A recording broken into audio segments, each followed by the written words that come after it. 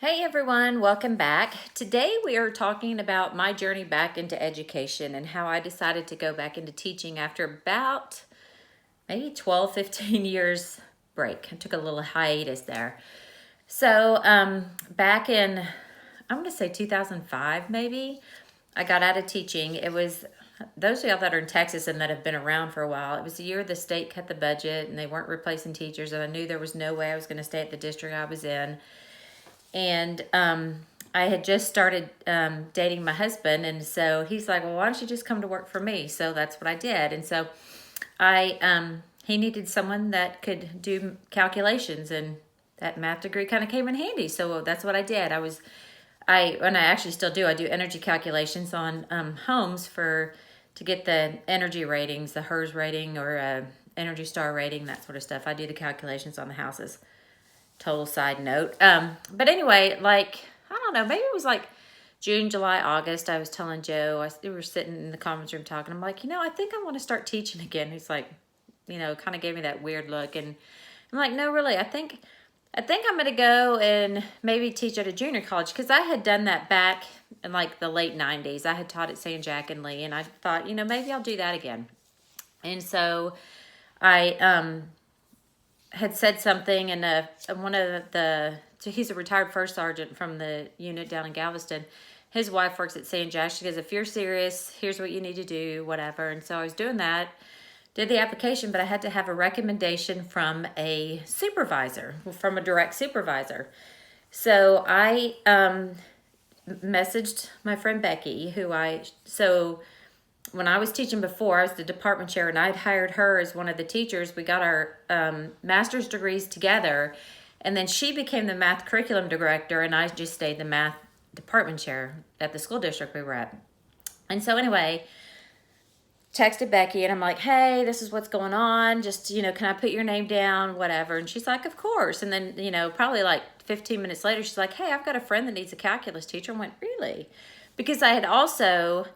I'm down on the south side. There was one of the small school districts surrounding us was looking for an AP calculus teacher, and that's what I used to teach, was the AP calculus and the pre-AP, pre-cals, and those sort of things. And so I was going through the process of applying there, as well as applying to become a sub, because I'm like, well, let me sub.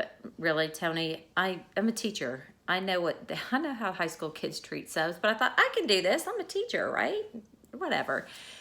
So anyway, I texted Becky, and she said, hey, I've got a friend that is looking for a calculus teacher. Can I give him your name? And I'm like, okay. And he is actually the school it's a private school, but it's in the school district next to the one I grew up in.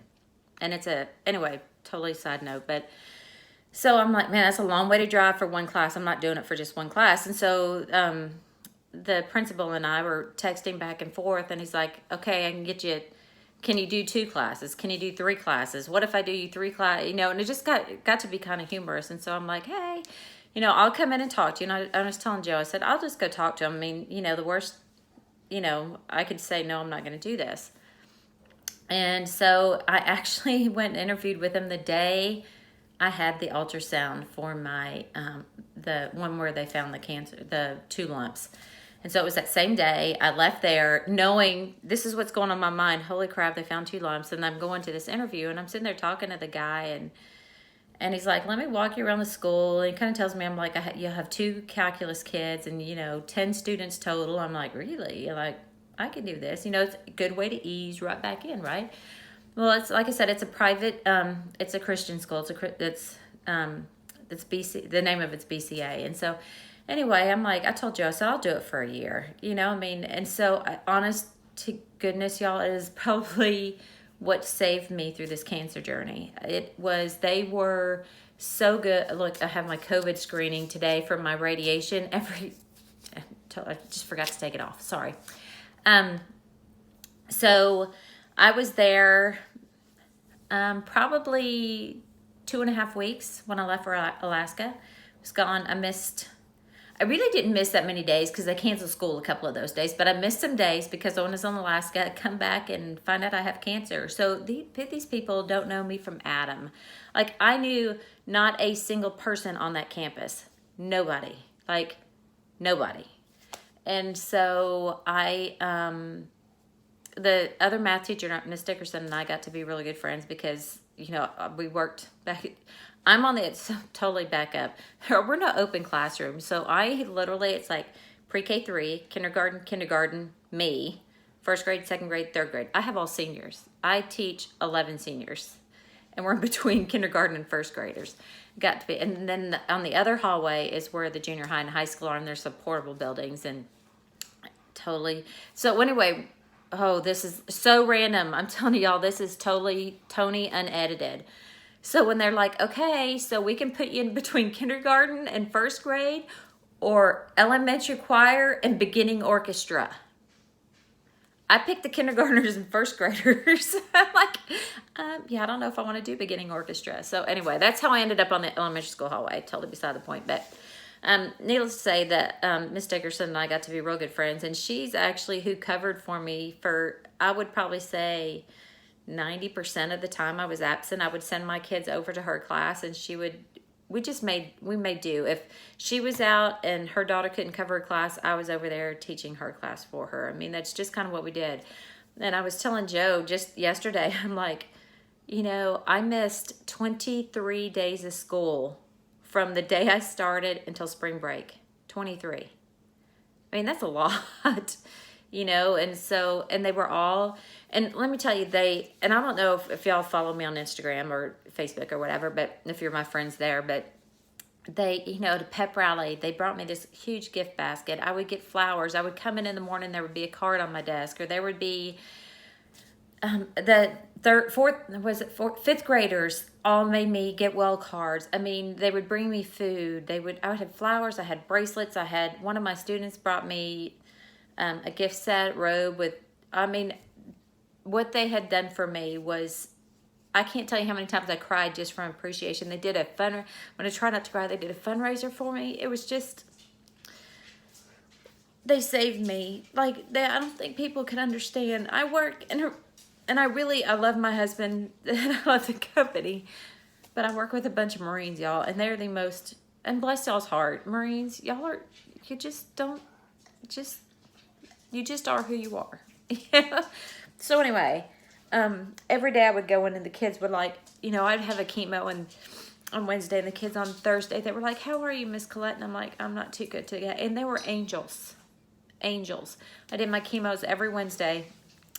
Now, when Tuesday came around, when I was feeling better before Wednesday's chemo, I'm not saying that they were all good, but they weren't bad by any stretch of the imagination, but you could tell. But if they came in and they saw I wasn't feeling good, they were angels. I mean, and it really, it was just amazing. The compassion that these people, they showed me. I mean, I have a box that has, actually on my wall in my classroom, I have all the cards that were given to me or made for me, and the flowers. I had a couple of kids that they did at Thanksgiving, at Valentine's Day, you could buy roses and, send the message or whatever. I had a couple of kids write me, thinking about you, praying for you, whatever. It was just amazing. But what's funny too? So anyway, let me stop right there because I want to start crying. But that is kind of what, that's exactly the process of how I got back into education. I literally sent a text to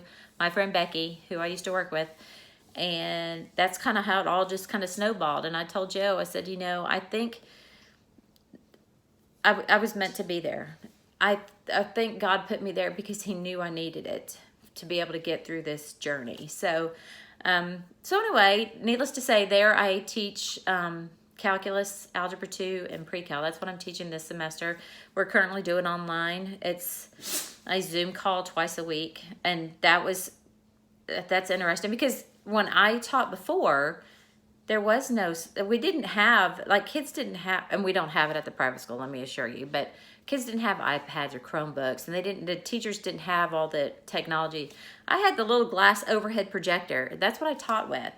And now I teach with, and I have what I think they call it Elmo. I don't know what exactly they're called, but I still teach with an overhead. And now I'm teaching with my ring light and my phone stand and my Zoom and, you know, doing what I have to do to teach. And we do it. I mean, you know, you make do with what you have and you just keep on going. And I really do have, honestly, y'all, this is, I was very blessed to be put at BCA because I think that, like, and I just now said it, there was someone bigger than me that knew I had to be there. Oh, man.